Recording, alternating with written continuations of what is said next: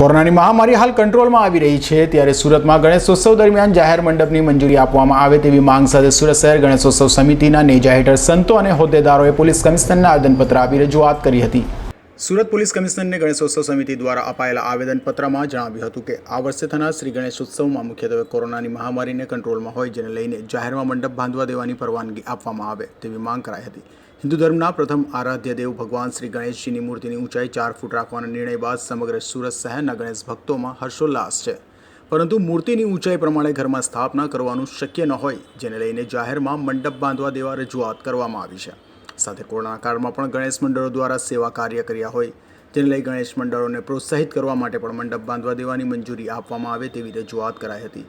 તો સાથે સાથે કોરોના કાળમાં રોજગારીથી વંચિત થયેલા મંડપ કોન્ટ્રાક્ટર, લાઇટિંગ કોન્ટ્રાક્ટર, ડેકોરેશન કોન્ટ્રાક્ટરને પણ રોજગાર મળશે તેમ પણ જણાવાયું હતું। કથાકાર અભય બાપુ, ગણેશોત્સવ સમિતિ ઉપાધ્યક્ષ, આજના આ દિવસે અનિલભાઈ બિસ્કિટવાલા, ગણેશોત્સવ સમિતિના પ્રમુખશ્રી અને સંતગણ, જેમાં લક્ષ્મણ જ્યોતિજી મહારાજ અને બટુકગીરીજી મહારાજ, સીતારામદાસજી મહારાજ, વિશ્વેશ્વરાનંદજી મહારાજ, બધા સંતો સાથે આજરોજ સુરત શહેરના માન્ય પોલીસ કમિશનર સાહેબશ્રીને આવેદનપત્ર આપવા માટે અહીંયા ઉપસ્થિત થયેલા છે।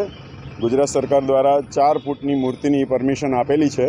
4 ફૂટની મૂર્તિ ઘરમાં રાખવી એ એટલું બધું સગવડતાભર્યું ન હોવાને કારણે સાહેબશ્રીને વિનંતી કરવા માટે ઉપસ્થિત થયા છીએ કે સાહેબ, આપને કોમન પ્લોટમાં અથવા તો એપાર્ટમેન્ટની જે કોમન જગ્યા હોય એમાં, અથવા 4 રસ્તા ઉપર જે કોમન જગ્યા, જે કોઈને પબ્લિકને નડે નહીં એવી જગ્યા ઉપર મંડપ બાંધવા માટેની થોડી પરમિશન સાહેબશ્રી ગ્રાન્ટ મંજૂર કરે, જેથી કરીને ગણેશ મંડળો જુદી જુદી સેવાકીય પ્રવૃત્તિઓ મંડપના દ્વારા કરી શકે। જેવી રીતના કે બ્લડ ડોનેશન કેમ્પ છે, અથવા તો વેક્સિનેશનનો કેમ્પ છે, અથવા કોઈ વિધવા સહાયના કાર્યો છે, અથવા જેના સંતાનો માતા પિતા વગરના બન્યા છે, જેના માતા પિતા કોરોનામાં મૃત્યુ પામ્યા છે, એવા માતા પિતા વગરના અનાથ બાળકોને જ્યારે આ ગણેશ મંડળો થોડી મદદ કરવા માંગતા હોય તો થોડી મંડપની જરૂર પડે, એટલા માટે સાહેબશ્રીને વિનંતી કરવા માટે અહીંયા સંતગણ ઉપસ્થિત થયું છે। અને અમે સાહેબને ખાતરી આપીએ છીએ કે બધા જ ગણેશ મંડળો કોરોનાની જે ગાઈડલાઇન છે એ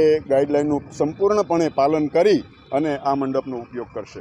સુરત શહેર ગણેશોત્સવ સમિતિના સંતો તથા હોદ્દેદારોએ કોરોના ગાઈડલાઇન મુજબ ગણેશોત્સવની ઉજવણી કરવા દેવા સુરત પોલીસ કમિશનરને આવેદનપત્ર આપી રજૂઆત કરી હતી।